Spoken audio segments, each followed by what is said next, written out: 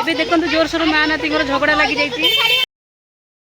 ନମସ୍କାର ସମସ୍ତଙ୍କୁ। ଆଉ ଦେଖନ୍ତୁ ମୁଁ ଯେଉଁ ବର୍ଷା କଥା କହୁ କହୁକା ଦେଖନ୍ତୁ ବର୍ଷା ପକେଇଲାଣି। ମୁଁ ଏବେ ଛିଡ଼ା ହେଇଛି ଦାଣ୍ଡରେ, ବର୍ଷା ପକେଇଲାଣି। ଦେଖିଦେଇକି ଆସିଗଲା ବର୍ଷା। ମା କେତେ ଜୋରେ ବର୍ଷା ପକେଇଲା। ସାଙ୍ଗେ ସାଙ୍ଗେ କହୁଥିଲି ନା ନାଇଁ, ସାଙ୍ଗେ ସାଙ୍ଗେ କହୁଥିଲି, ସାଙ୍ଗେ ସାଙ୍ଗେ ବର୍ଷା କେତେ ଜୋରେ ପକଉଛି।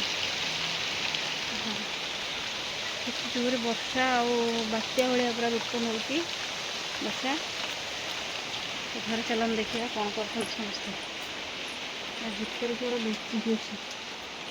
ହଁ, ବିଲେଇ ବସି ତା ଭିତରେ ଲୁଚିକି। ମାଛ ପେଟିଟା ଏଠି ଥୁଆ ହେଇଛି ନା, ସେଥିଲାଗି ବିଲେଇ। ଲାଇନ୍ କଟିଗଲା। ମେଘ ପକେଇଲା, ମୁଁ କହୁ ସାଙ୍ଗେ ସାଙ୍ଗେ ପକେଇଲା। ଦେଖିଲ ମୁଁ କହୁ ବର୍ଷା ପକେଇଲା ସାଙ୍ଗେ ସାଙ୍ଗେ। ଏବେ ଦେଖନ୍ତୁ ଜୋରସୋର ମା ନାତିଙ୍କର ଝଗଡ଼ା ଲାଗିଯାଇଛି।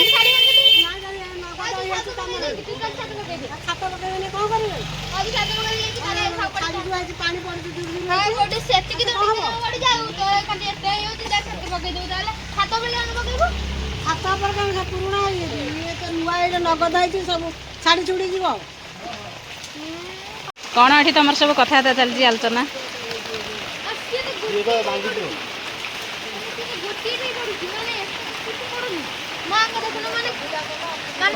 ଦେଖ ଆମେ ଭୁଲ କହୁଛୁ କଣଟା ଦେଖ, ମାନେ ଆଖି ପୁରା ଶୁଖି ଯାଇଛି। ଏଠା ଯୋଉ ହେଇଥିଲା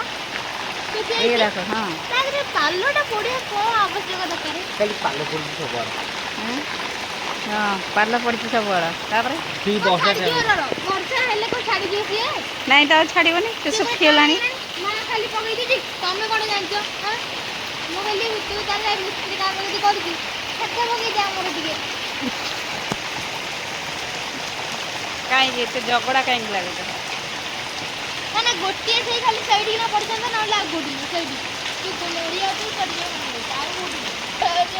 ଦେଖ ମାନେ ଖରା ମାଡ଼ୁଛି, ମେଘ ପକଉଛି ଦୂର ଦୂରକୁ ହେଲା।